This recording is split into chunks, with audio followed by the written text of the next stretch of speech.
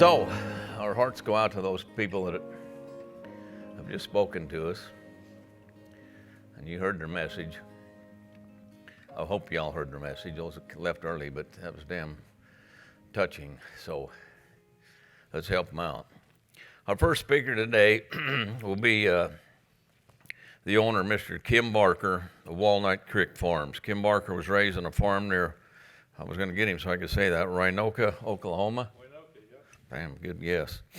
Today he ranches with his daughters raising sheep, cattle, and chickens. We direct market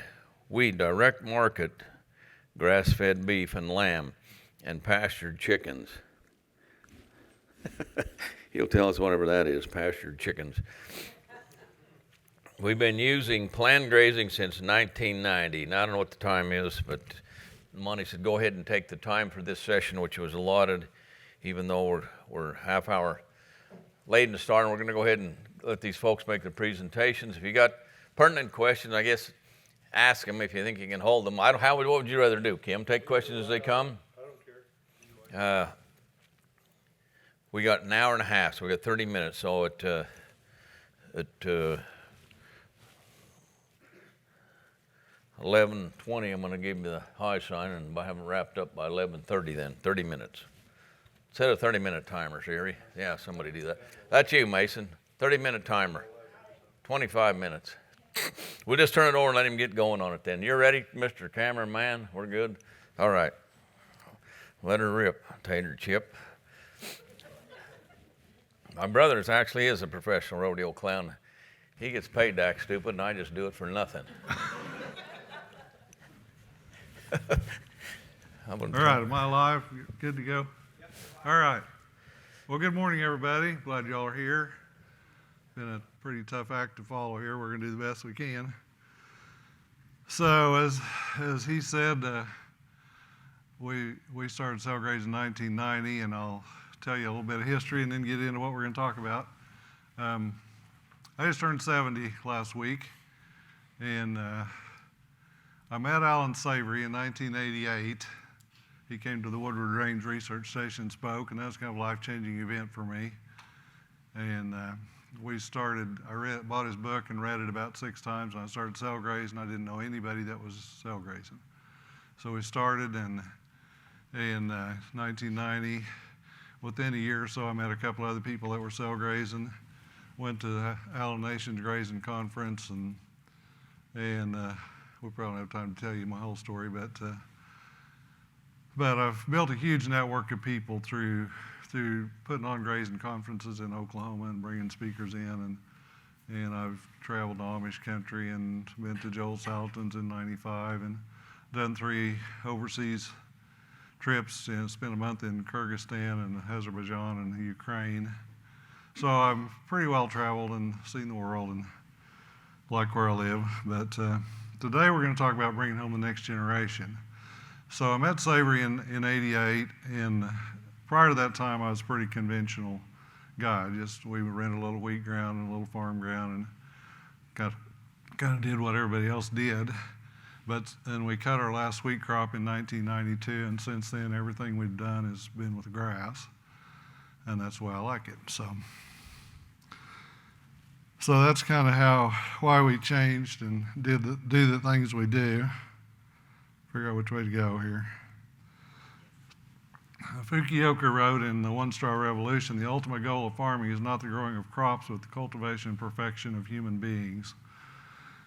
And that's kind of one of our driving mottos, I guess you'd say, because it doesn't matter if it's my human beings or someone else's, or if our family, or it's about people. It's about growing healthy food for people.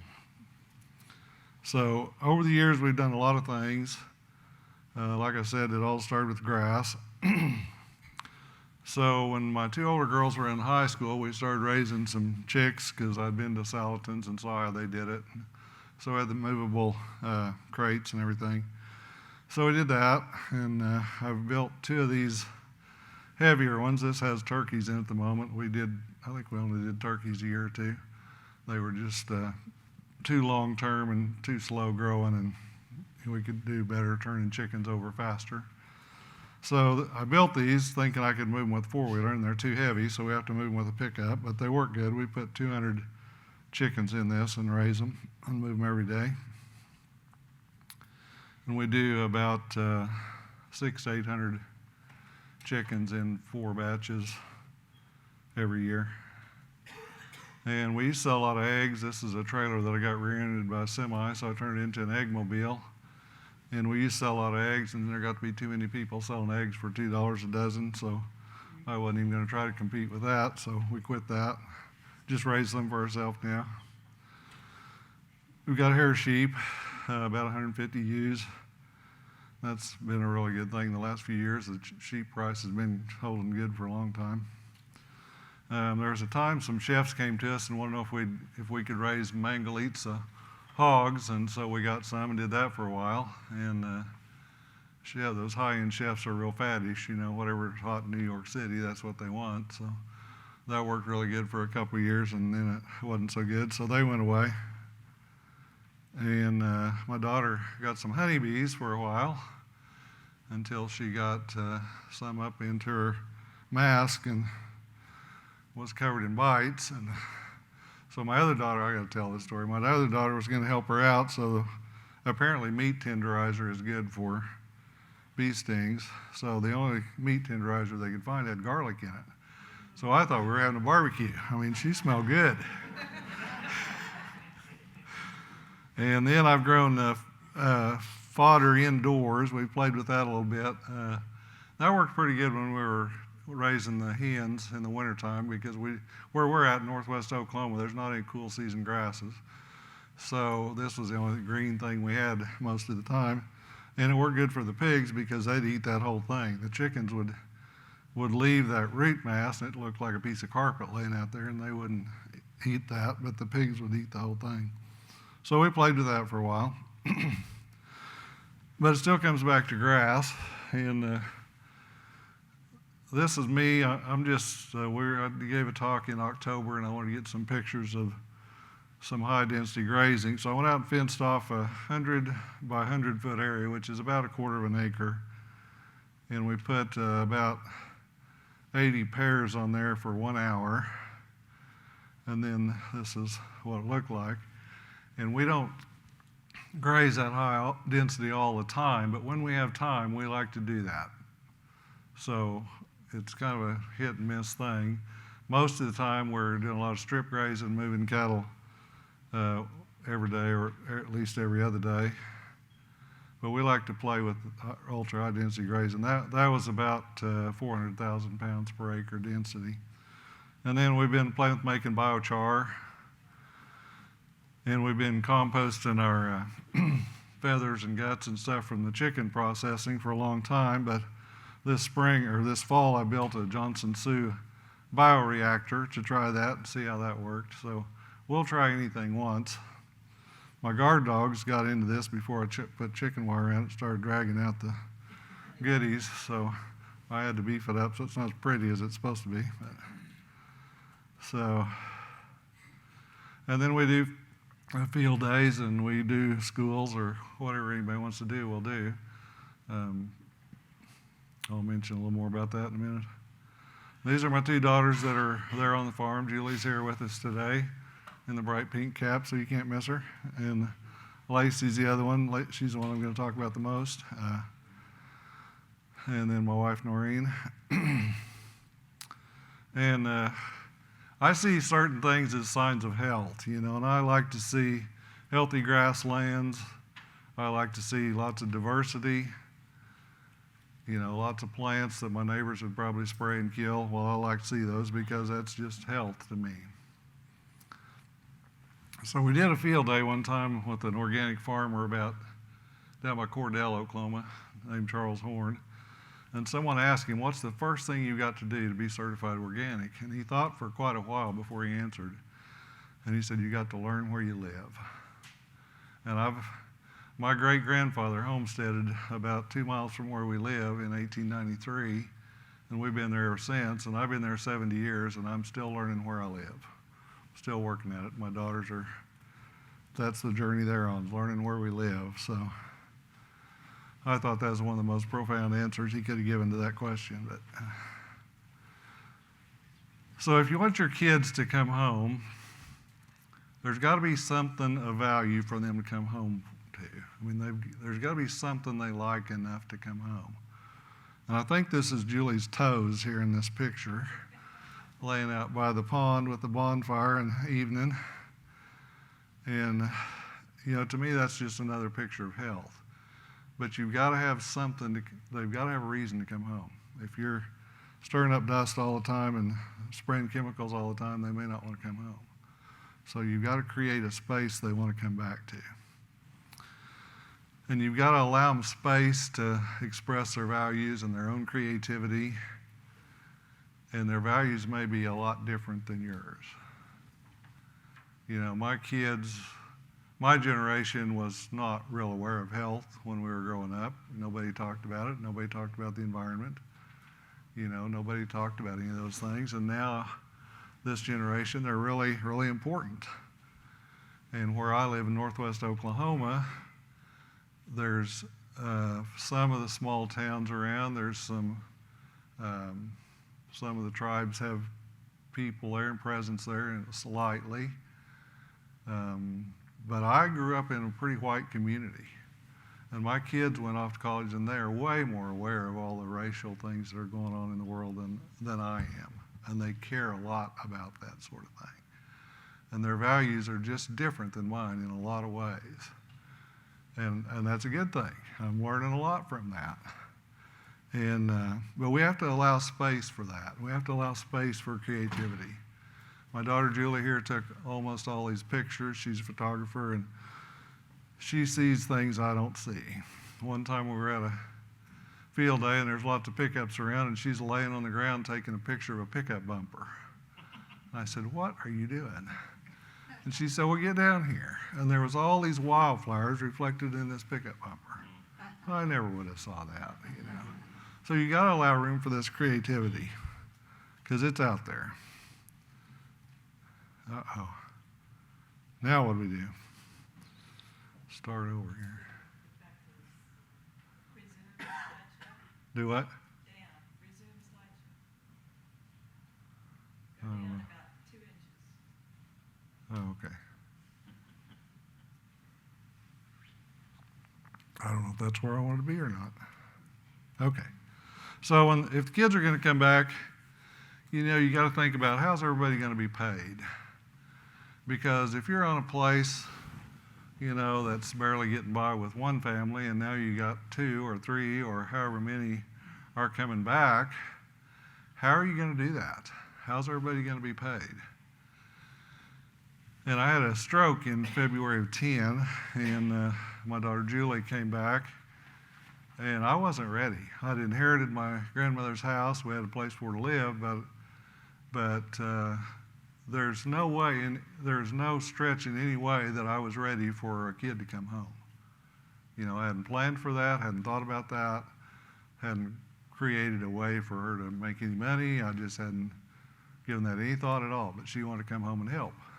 So she did.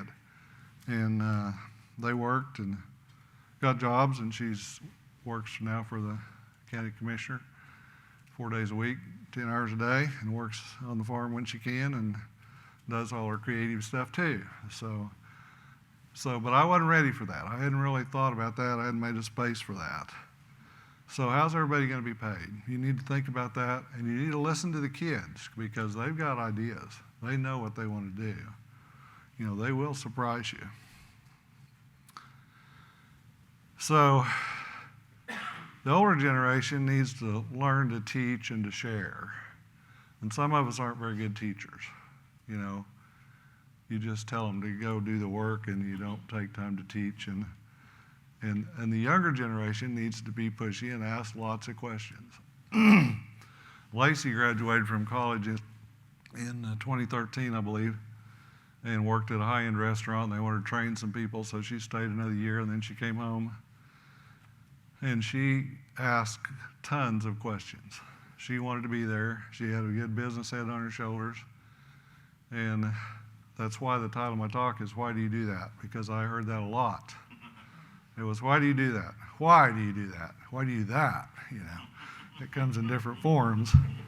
But she asked lots of questions, and I tried to answer them. And I encourage her to ask questions. You know, I wanted her to understand. But we got to learn to slow down and to teach. And that's kind of hard to do because there's times you just want to get the job done and go to the house. Well, they're not going to learn anything doing that. They ask because they want to know. And as an older generation, we've got to help them through that. We've got to teach them. So how many learning curves are these kids on? You know, when Lacey came back, we still had the pigs and we had the bees. I don't know if we had the bees in or not, but about that time. Then we had the sheep and the chickens and the hens and the... How many learning curves are you going to be on? We're moving cattle every day. You know, there's a lot to learn there. There's a lot of different categories of things to learn. So, you know, I get lots of questions about what are we doing? What do you do? So those are important. Kids need to know what to do. They need to know how. You know, how do you do that?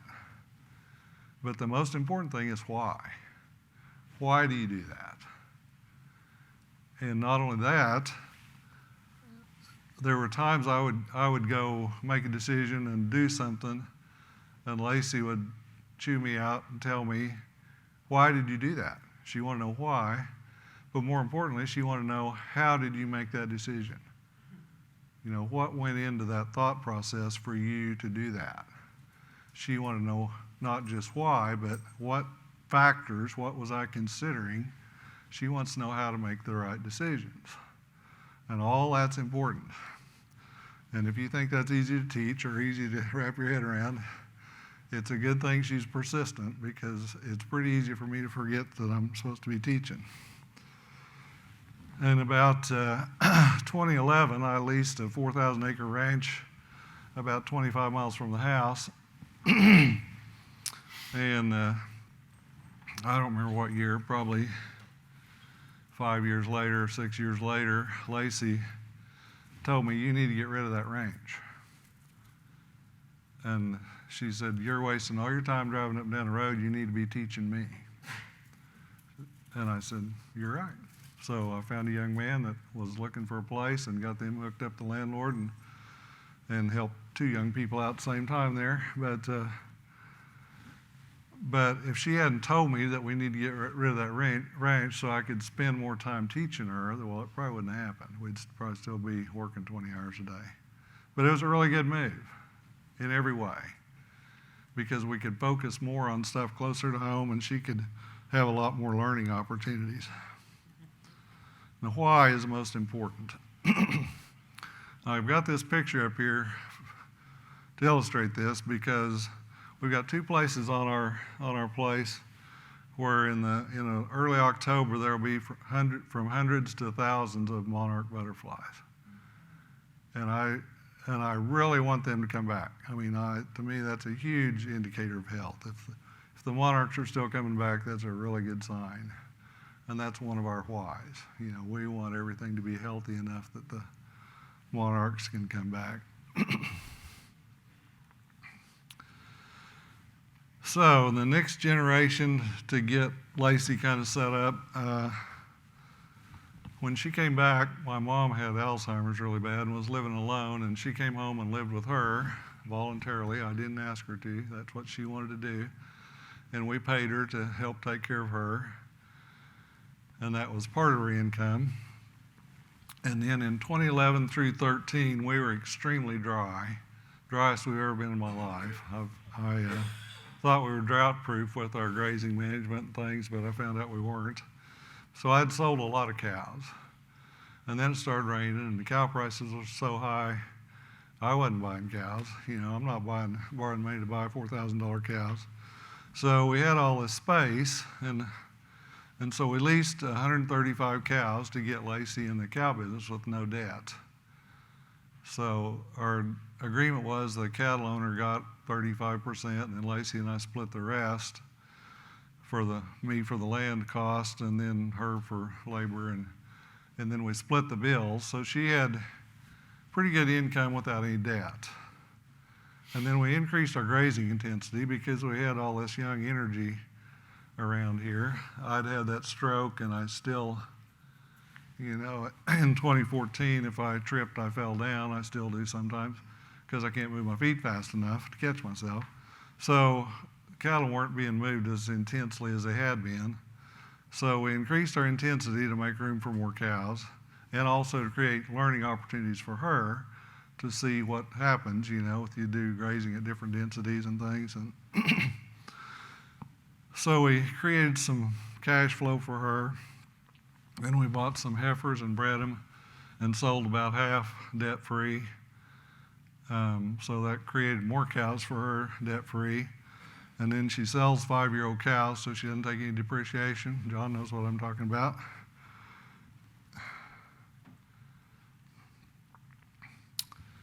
And these are things Lacey told me that I told her, well, I don't want to say that. Well, she said, well, I want you to.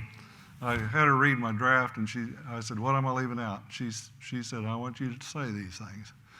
So she told me that I never prevented her from trying something different.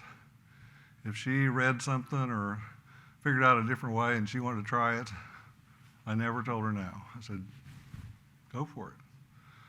And a couple of examples of that, we got one place where we were having a little bit of foot rot problem, and the drugs just weren't working. So she read and did some studying and figured out that if you could soak their feet in copper sulfate 3 or 4 days, you get rid of it. So she did that all by herself. I didn't tell her no, I just said, do it. And it worked. Worked really good. So now that's our preferred treatment for foot rot. It's a little bit of trouble, but it works. And then this past summer, we had a little bit of trouble with pink eye. And she started reading about it, and she figured out it was a vitamin A thing. And I'd never heard that. I'd heard lots of other things, but I'd never heard that one. So she wanted to treat it with cod liver oil. Okay, do it. It worked. I think Sarah and Jesse even tried that, and it worked for them. But she does her own homework and comes up with these ideas, and I don't ever tell her no. I just try it, So I answered all of her questions as best I could. And she said I was generous in every way, with my time and with creating opportunities, questions, education. I sent her to things like this. She went to the grass-fed beef conference a couple times, and she's gone to a couple of grass farmer schools, and so she's had plenty of educational opportunities. She also said that early on I could have been a lot more transparent with costs. That there were things that I would just pay for, and then we'd divvy up the cost, and she didn't even know why do we do that? Why are you making me pay for this? And she said I could have been more transparent about some things early on. So that's important, to be transparent. So it's up to us to provide, the older generation, to provide educational opportunities. Very good farm and ranch management education can be had by attending a few seminars, and this is where networks are built. I think the most valuable thing that I've got is a network of people that I've put together all over the world, that if I've got a problem, I can call somebody that's doing that somewhere and see what they would do. So to me, that's extremely important to build that network. But the girls have both been to Ranching for Profit. I used to teach holistic management seminars, so they're well aware of that. Wally Olson teaches marketing seminars, cattle marketing seminars. They've been part of that. We had Darren Doherty come and do a permaculture workshop on our place. And so provide educational opportunities. And this is Darren Doherty here, but I've been involved with the Grazing Lens group for, almost since the beginning, not quite, but a long time. We've done a lot of grazing schools and a lot of grazing seminars and things. And if there's somebody that I want to hear, they get to come to Oklahoma and talk to us. If I don't want to hear them, they don't get to come. So I've done this so long that if somebody tells me they get $1,000 to speak, well, let's just bring them to the house and have a field day and charge $50 and you know, if it even comes close to paying for itself, it's worth it. So I've brought lots of people to us just like that. Don't be afraid to step out and invite people to your place and invite the neighbors and educate your kids at your place. Don't send them off somewhere. Bring the good people to you, and we've done that a lot.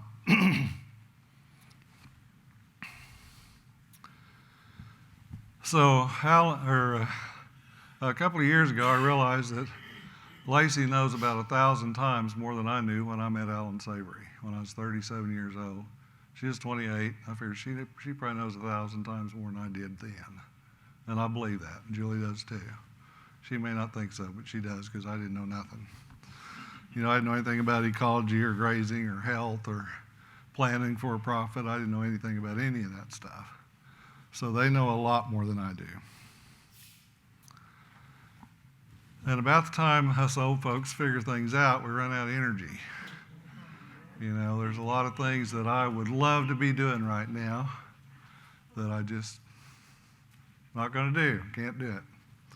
And I can't make them do it because their interests are somewhere else. You know, we just got to inspire these young minds that do have the energy, enthusiasm, the desire, and let them do what they want to do.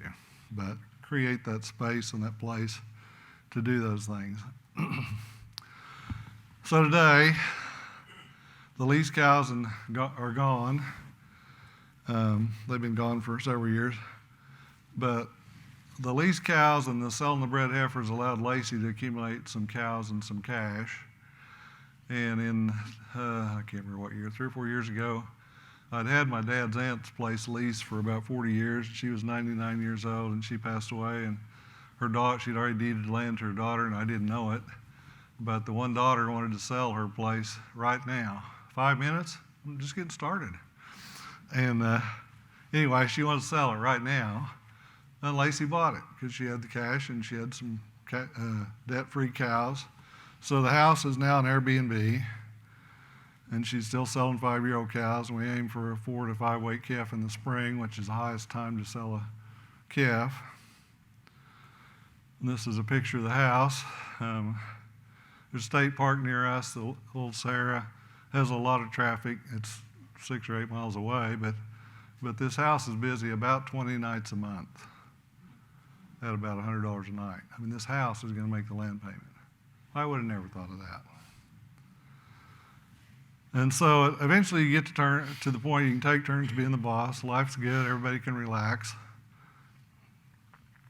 So now we're going to talk about Julie a minute. What do you see here? An old barn?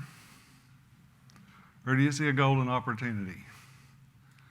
Wedding venue. Hmm? Wedding venue, that's a big thing in our area. Julie's got it all. She's already got more ideas than you can imagine. If a person like, you know, you can see the enthusiasm and the creativity in those eyes. I mean, she's ready to go. And this is Julie and Lacey. Wendell Berry wrote that the care of the earth is our most ancient and our most worthy, and after all, our most pleasing responsibility. To cherish what remains of it and foster its renewal is our only hope. And that's true. But if we don't get the next generation involved in that, it stops with us. So we've got to bring them on. We've got a little short video I want to end with, if I can figure out how to make it play. Oh, there we go.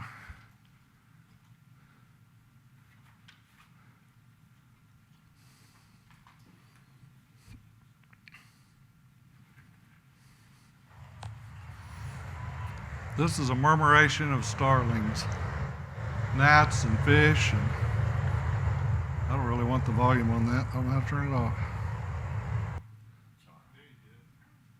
Okay.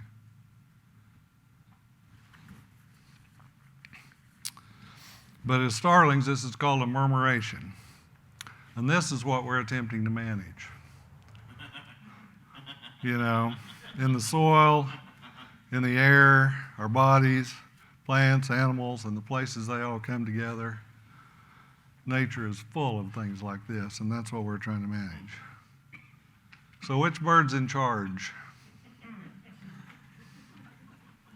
I don't know. Why do they do that? I can't manage that. I can barely even affect that. The best I can do is to not mess this up. I can't tell my kids how to manage that. The best I can do is to not mess that up either. I see joy and creativity and organized chaos and beauty and love of life in motion. And that's what I see in my kids. Bring them home. Let them fly. That's all I got.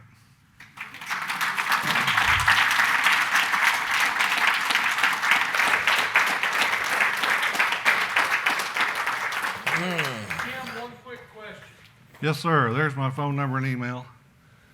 In your educating your daughters and they're constantly asking you to lie, how much did that affect your own level of knowledge?